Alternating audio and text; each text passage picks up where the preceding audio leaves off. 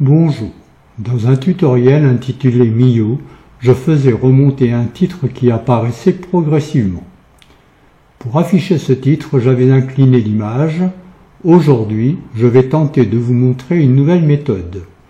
J'en profite pour remercier Vincent de la communauté BluffTitler, un très grand connaisseur de ce logiciel qui m'a fait découvrir cet effet.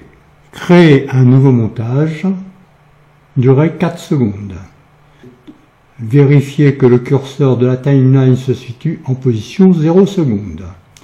Remplacer le texte BluffTitler par Angoulême.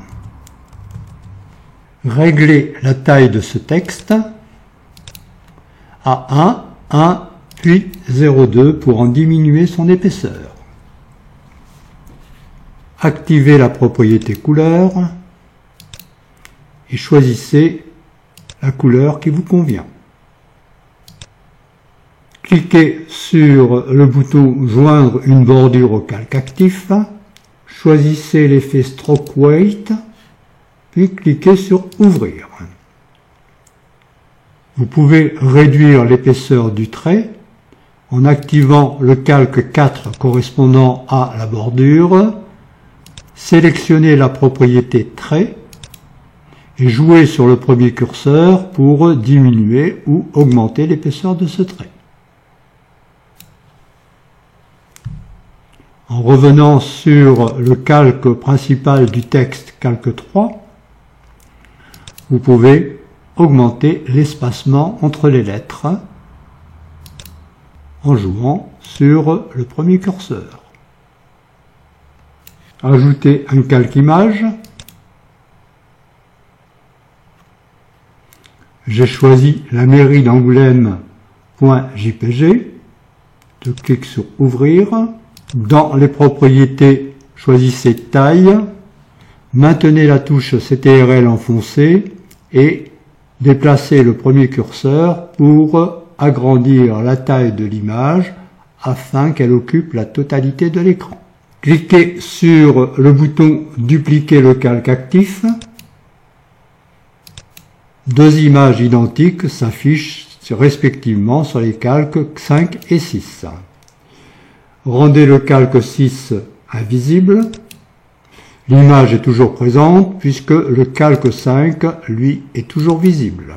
Cliquez sur le bouton Changer l'effet, puis sur Choisir l'effet et recherchez le dossier Program Files x86 Outer Space Software BluffTitler Media Effect Spécial et choisissez l'effet Gradient Feather. Puis cliquez sur Ouvrir. Et enfin sur OK. Choisissez la propriété FX Click Top Button. Deux curseurs sont disponibles. Le premier pour masquer le haut et le second pour masquer le bas. Déplacez le premier curseur vers la gauche pour masquer le haut de l'image. Comme vous pouvez le constater, il existe un flou dégradé. Vous pouvez en régler l'intensité en choisissant la propriété FX Mouse et déplacer le premier curseur à votre convenance. Activez le calque de texte 3. Vérifiez que le curseur de la timeline se situe au début du montage. Choisissez la propriété position du texte et déplacez le deuxième curseur vers la gauche pour descendre le texte. Valeur choisie 0, moins 130. Déplacez le curseur de la timeline à 2 secondes environ et réglez le deuxième curseur à 130. Il suffit de supprimer le signe moins. Ramenez le curseur de la timeline au début du montage et lancez la lecture pour vérifier que le texte remonte correctement. Remettez le curseur de la timeline au début du montage.